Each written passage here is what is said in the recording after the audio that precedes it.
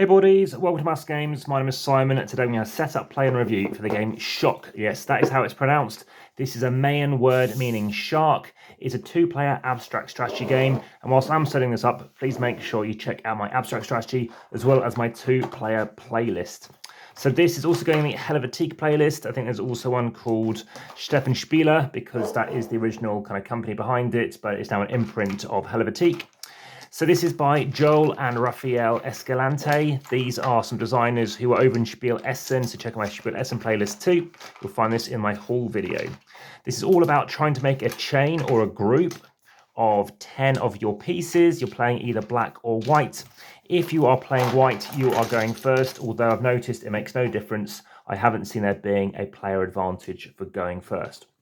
So this is a game whereby you're going to have various fish of your color, and you're also going to have types of shark. Your shark is either going to be a single kind of small size shark, as I call them, or a large shark. Now a large shark, as you might notice, has got two notches representing mouths, and you're going to be playing either a shark, and that means you're going to be gobbling up an opponent's fish. You cannot gobble up your own fish.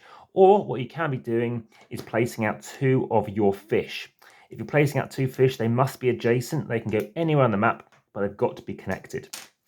So these pieces are made from beach. Now, pardon the pun, because beach is, of course, used near to where sharks are found. So on my turn going as white, I can choose to place out two pieces.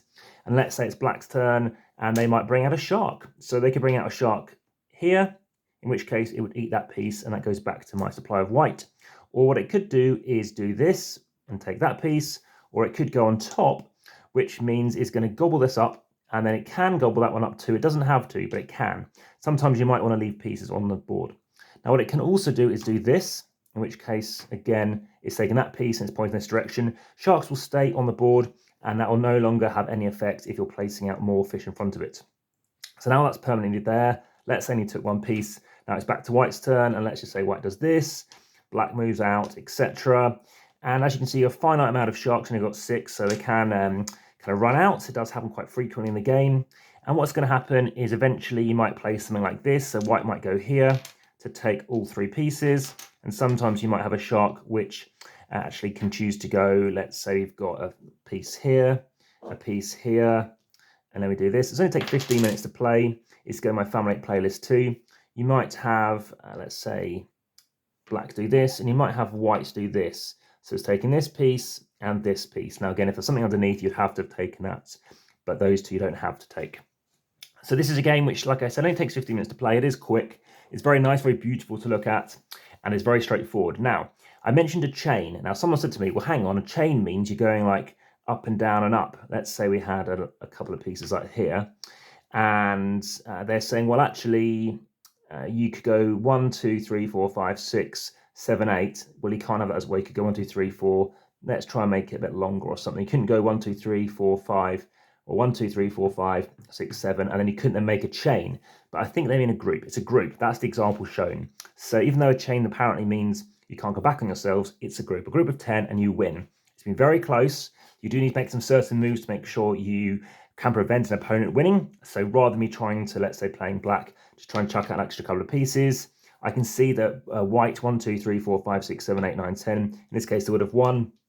Let's say it's my turn. I might see they might win. I might need to go straight in. And if I've still got like quite a nice big shark left, go for something like this to not only remove their group, their kind of chain, their contiguous line, but also it actually improves my line a little bit because I'm closer now to try and bringing this up, which of course would get me up to 1, 2, 3, 4, 5, 6 on a future turn once they've then played again.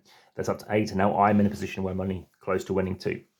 About the rulebook, it's very nice. It's very straightforward. It's just one side of this piece of paper. And I did think about it because it says things like you can take a shark doing whatever, or not take. You can't have a shark take another shark. But what I like about it, it does say this is how you play. What I mean by that is it says you can do this to take someone's fish. And it could say you can't take your own or whatever it might be.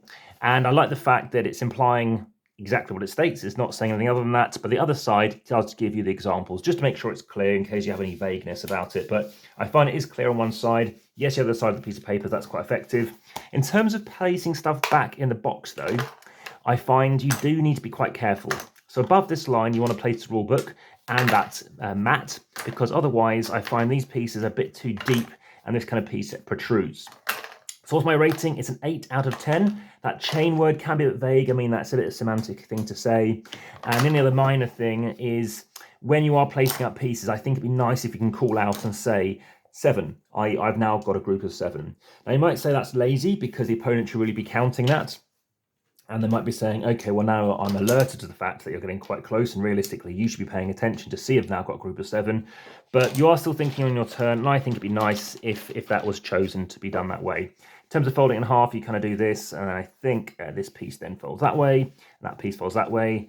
And again, it looks very nice. Unfortunately, with this kind of insert, all the languages you don't need to play with are kind of having to be stuck together, as opposed to trying to tucking them underneath the kind of insert, which doesn't come out, I've noticed, but maybe I can try and get it out. Very nice to look at. It's staying in the collection, as someone else has stated. It's the size of 2 loo rolls, in terms of obviously empty loo rolls. Very nice to play. Like I said, I've various playlists I mentioned this is in. I could have had this signed, as I said, too. Check this one out. It's definitely a keeper. I said 8 out of 10. Lots of fun, pivoting back and forth, and like I said, it's a quick, easy teach as well. Enjoy this game. This is Shock, Back to the Table.